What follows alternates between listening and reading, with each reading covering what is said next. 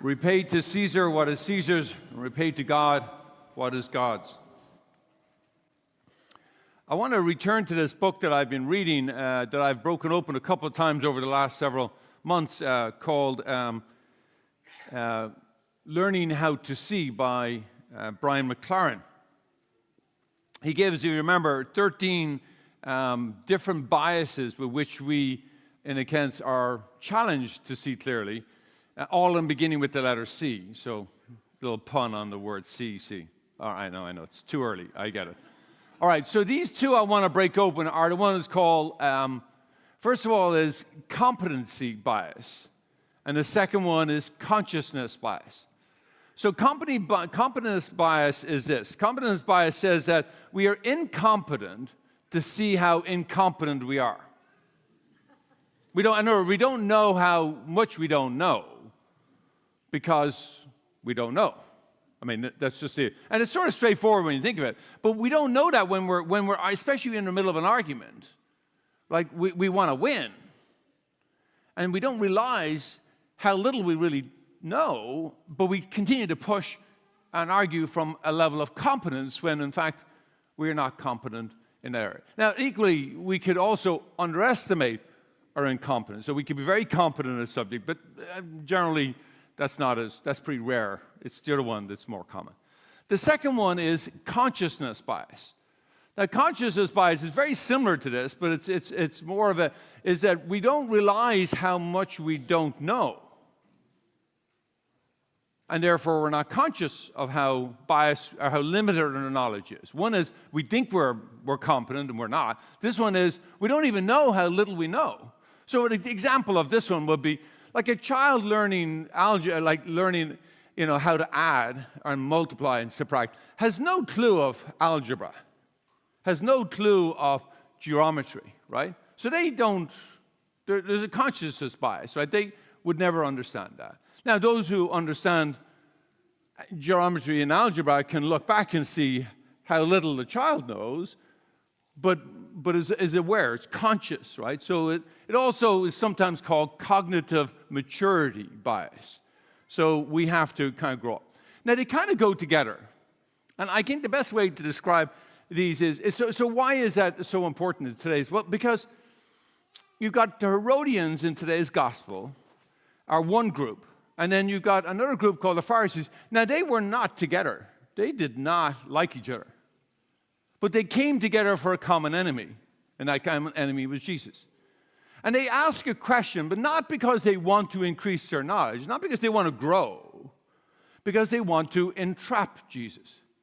So you can already see where they're setting up their consciousness bias, right? They're not really interested in more knowledge. They just want to reinforce. This goes back to one of his first biases called confirmation bias, that they just want to know what they already know. But in this case, they're really trying to trick him into it.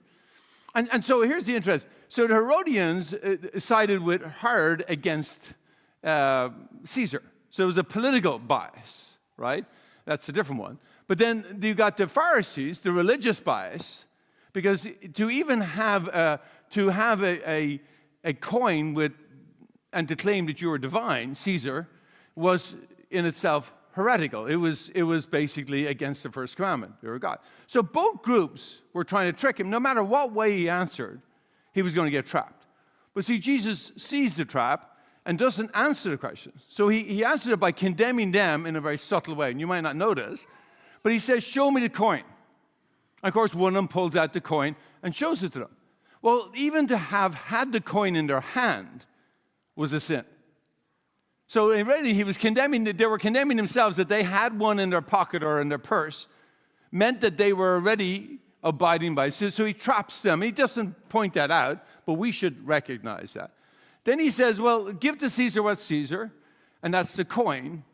And then, of course, what you see here is whose image is on that. The better translation for that will be whose icon, because it's originally written in Greek. Whose icon is that? Which would immediately be the same word that was written in Genesis, and those Pharisees would have known this. They would have heard, whose icon is that? It was the same icon where made man. Icon in the image of image of God. So male and female are made in the image of God, in the icon of God. So immediately when you hear that, they were saying, whose image is that? That's Caesar's. And of course, immediately harkens them back to the Genesis. Who created you? Then he says, then give to God what is God's. Well, what is God's? Everything.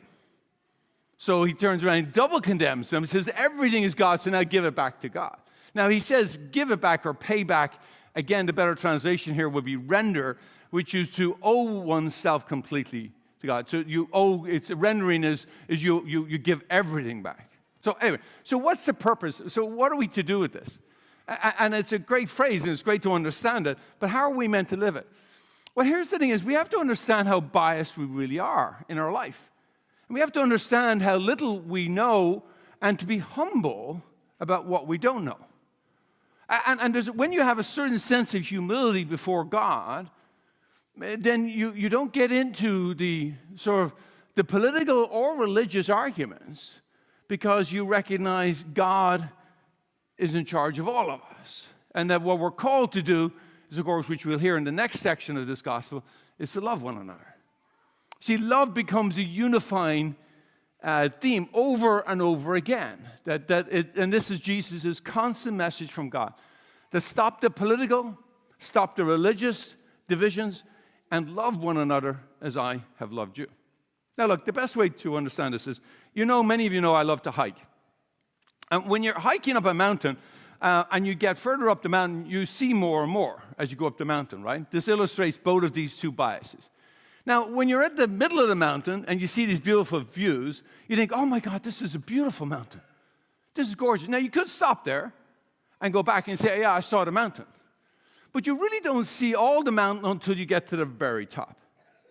And when you get to the very top, you got that 360-degree view of everything. Now you see everything. And you would have missed that had you stopped halfway up. Now, you might say there is a lot of work, and that last half of the mountain is a lot more hard work than the first half, because it's usually steeper. That's very much like our discipleship. Now, we could settle for the first half of our discipleship, and we see a lot, but we have to acknowledge how biased we are. We don't see as much as we will when we get to the top. But it's so much more hard work on that second half, because you start to have to really give yourself away.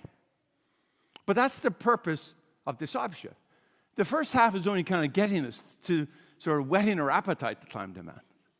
When we start doing the second half of the mountain, you start to really appreciate how little we really know about life and how God is everywhere in life. When you get to the top of the mountain, you look out and you see the vastness. You feel your size. You feel how small you are, and yet how beautiful everything is.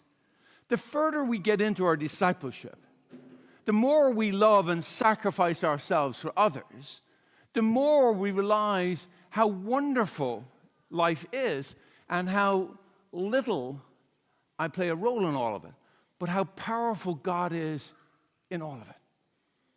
So how does that come down to us for all of us today? Well, it means we have to make it a little more work for ourselves and giving ourselves away. And not get into these arguments. Understand how biased we are and how narrow we can see sometimes, that whether that be religious or whether that be political. And not get into the arguments, because it's not helpful. What will unify us is love. Am I loving better today than I did a month ago? Am I loving better today than I did a year ago? And if not, then what can I let go of so that I can get further up the mountain? That I can be more giving of myself. Whether that be more forgiving or whether that be more giving as in giving myself away. The challenge lies before us is that everything we have is God's. So let's not get caught up into the divisions of religious or political. Let's follow the Lord with all our heart, with all our might, with all our strength. To love the Lord our God by loving one another. That's the real test. Render to Caesar what is Caesar's, but render to God what is God's every day.